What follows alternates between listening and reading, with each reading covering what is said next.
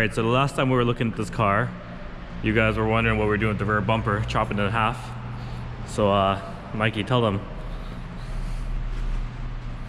Alright, so we got that GT3 RS bumper. It's one that we saw last time, cut in half. And then we had two custom straight pipes. Straight from the turbos. And we have a custom made Spage Sport diffuser. We wanted to replicate the RSR through and through, and that was the best they can do. Because the intercoolers are in the way, the turbos are in the way. As you know, the RSR is naturally aspirated. This car is turbo, so there are some slight differences that we can't really overcome just because of the nature of this engine. And then we got the GT2 RS deck lid. It's missing a little something. I'm gonna get a little something there, but just wait and see. And then after, just last week, I got the meth kit installed. It's a pro meth kit sent in by Design.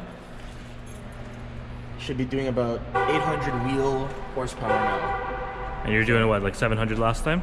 I was doing about 711 last time. Now to the wheel? 800 to the wheel. Nice. Yeah.